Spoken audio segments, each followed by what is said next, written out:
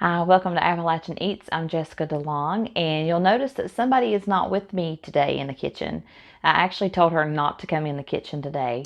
Today is her 70th birthday.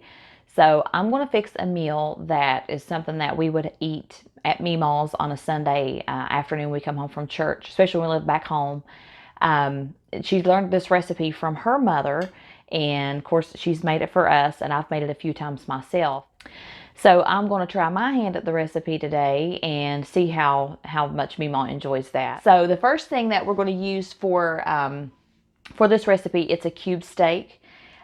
We used to call them bucket steak. I don't know if they still sell them in a bucket or what. My husband laughed at me when first I said bucket steak. But they're cube steak is what it is.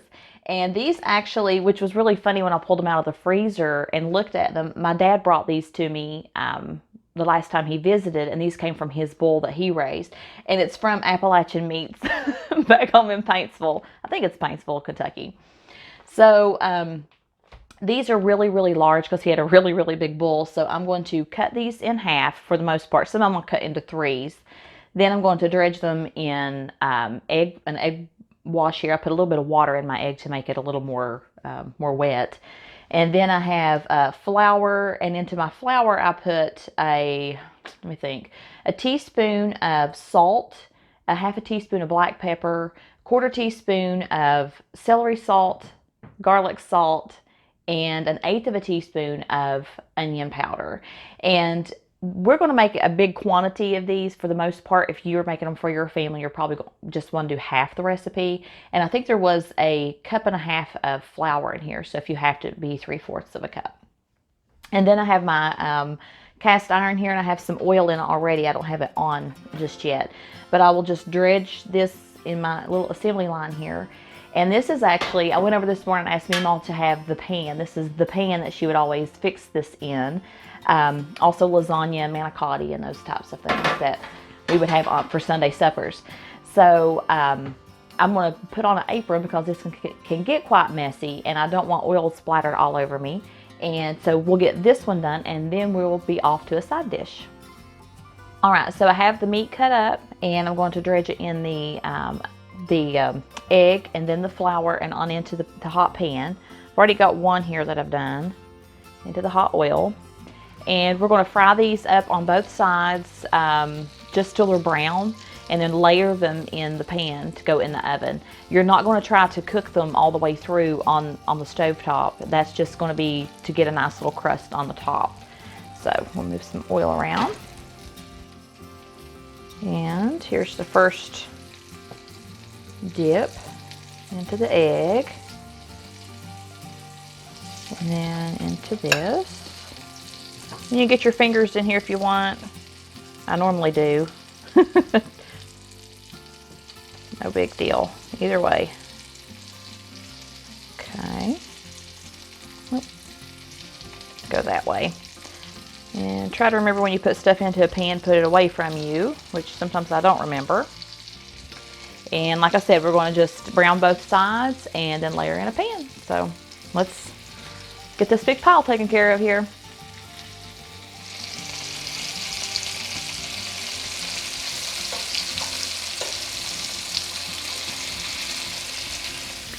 All right, so I have enough fried up right now to put in the bottom of this pan. So that's what I'm going to go ahead and do. Just cover the bottom. Since we're doing basically a double batch, you wouldn't do this if you were making it at home and you were just making it for a smaller family. You would just fill up your pan and then pour your vegetable soup, this is Campbell's vegetarian vegetable. And used to, we could find this in the big cans. I can't find it in the big cans anymore, and I really don't buy it. This is about the only time I ever buy this soup, is just to make this recipe. But since I couldn't find it, I went ahead and just purchased 4 of the smaller cans. And I'm going to take 2, and I added just maybe a half a cup of water because I wanted to be able to spread it a little bit. I didn't want it to be too thick. And I'm going to pour it on top of this and just spread it out. And as I do my second batch here, I'll just layer it on top of it. All right, once again, we have the 2 cans of vegetarian vegetable, a half a cup of water, just kind of mixed it in there. And pour this over. And I'm going to foil it up. And I have my oven set at 350.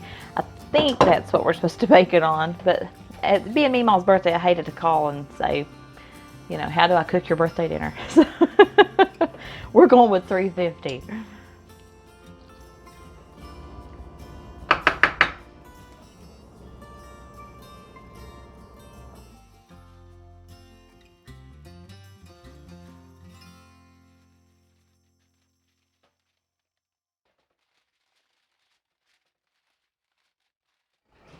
Okay, so we're going to have mashed potatoes and also vegetable casserole. And the vegetable casserole that I was first introduced to had Cheese Whiz in it. But I typically don't buy Cheese Whiz. I don't really care all that much for it in this recipe, so I make my own. So if you can make a gravy, you can make your own Cheese Whiz. Well, technically it's not going to be the same thing as Cheese Whiz. But we use it a lot in things that have cheese sauce just on broccoli. In this recipe, sometimes we'll add stuff to it and the kids will have it with nacho chips. So you can make it as cheesy or less cheesy depending on your preference. So what I'm going to do here is start out with, I think this is about 4 tablespoons of flour, or sorry, that's butter. Here's the flour. And you want to do a 1-to-1 ratio of flour and butter. And as you know, if you made gravy before, you know. And I don't measure everything precisely, just in case you haven't noticed that yet. And this is not it's what we call a tablespoon, but not a true tablespoon. So we're just going to go with it, eyeball it. So you want to melt it together. And move this out of the way here.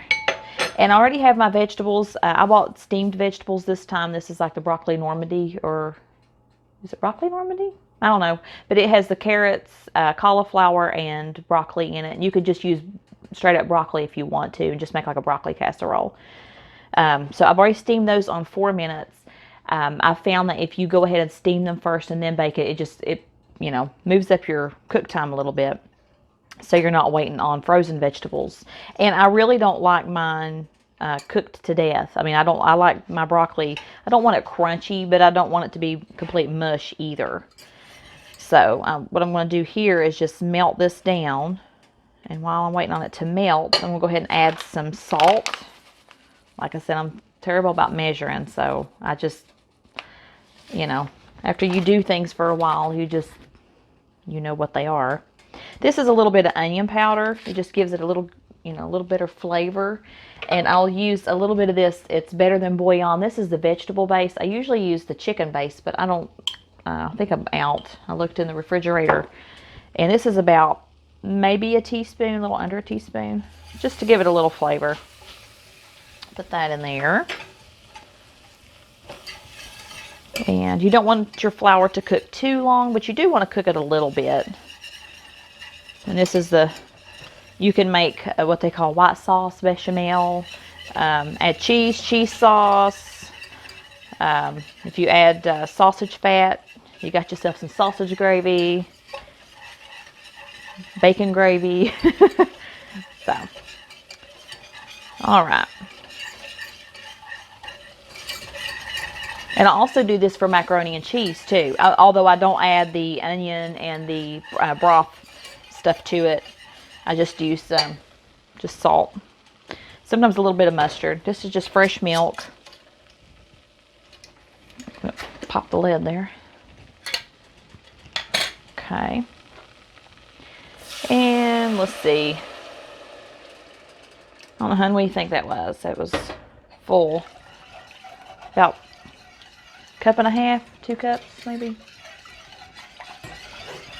And I'm just gonna whisk it in there. And when you first pour it in there, especially if you have cold milk or a cold liquid, your flour and stuff is kind of balled up a little bit. Just keep working it. It'll come out. When the first time I ever made gravy, I called my mom. She said, just keep whisking it. Just keep whisking it. Add a little milk. And it came out just fine. So, works well. All right, so this now has thickened up rather nicely. You can see that there. And it's boiling. So I'm going to go ahead and add, I put 8 ounces of cheese here that I shredded up. I typically don't buy shredded cheese either. I do sometimes, but especially for this where it has cellulose in it, you don't want to put it in there because the anti-caking agents can keep it from being a smooth sauce. So you don't want to do that. You want to go ahead and grate your own cheese. And you could use different cheeses if you want. Now, this is really thick, you could see here. It will melt down, and I'm actually may add just a little bit more milk to it, just to make it a little thinner. Try to get this in here. There we go. And just keep stirring it until it thins out a little. Get the lumps out.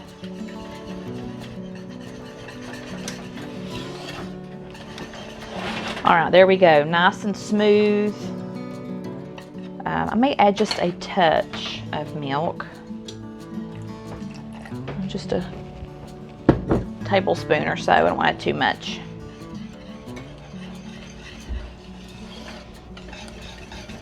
Now I want to check it for salt. Get in here. Oh, that's a fork. Wrong one. Okay, go ahead and turn this off. Okay, let's test it here. Oh no, that's good. That's good right there. Okay, so I'm gonna pour it on my vegetables. Lots of cheese.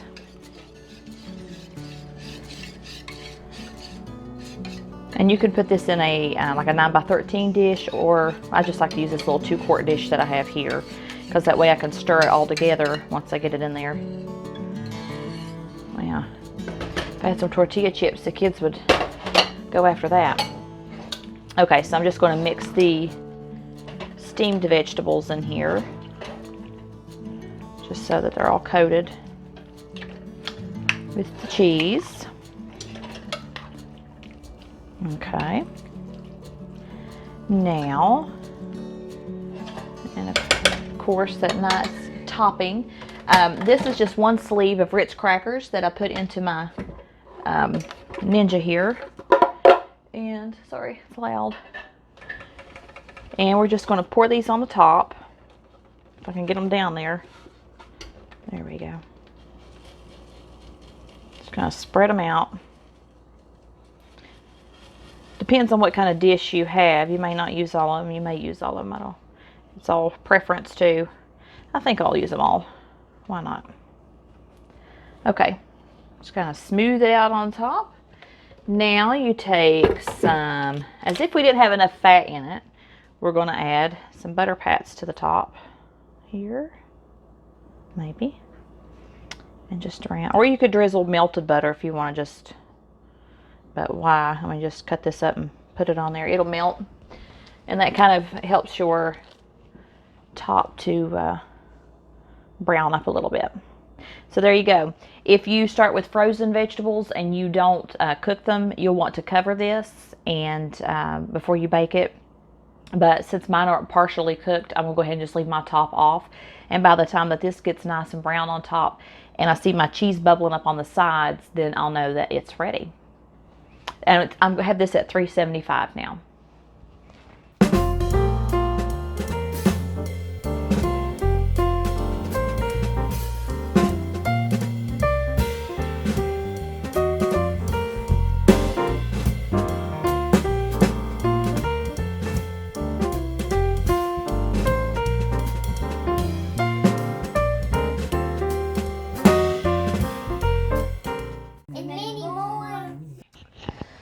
All right, so we've eaten cake, we've had dinner. This is what's left of the cake after we all had a piece. So about dinner, how were the cube steaks like you remember or like you do?